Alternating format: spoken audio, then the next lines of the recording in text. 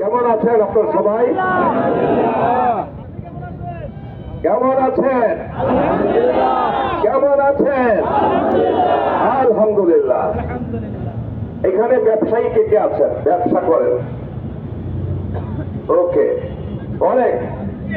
আপনার ব্যবসা প্রতিষ্ঠানে আপনি ম্যানেজার নিয়োগ করবেন, ম্যানেজার লাগান, ম্যানেজারকে চাকরি দিবেন। ম্যানেজারকে কে চোর ম্যানেজার, যার চুরি করেছে একজন লোক, তাকে ম্যানেজার বানাবেন?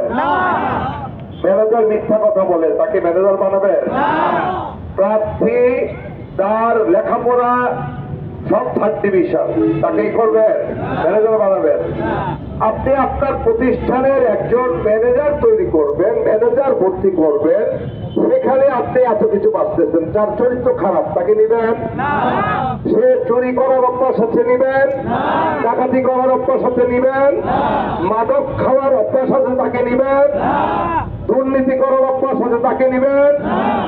নিবেন না। তাহলে এই বাংলাদেশ নামক দেশ, যেটা আল্লাহ আমাদেরকে দান করলেন, এখানে 300 জন ম্যানেজার নিয়োগ করতে হবে।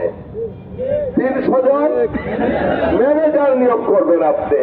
সেই ম্যানেজার যদি আপনি যাচাই বাছাই করে না নিয়োগ দেন, সেই যাচাই বাছাই না করে দেখে শুনেও যদি আপনি একজন চোরকে, একজন বাটপারকে, দুর্নীতিবাজকে, মাদক ব্যবসায়ীকে, ব্যাংক চোরকে, বিদেশে টাকা পাচারকারীকে বিনা কারণে হাজার হাজার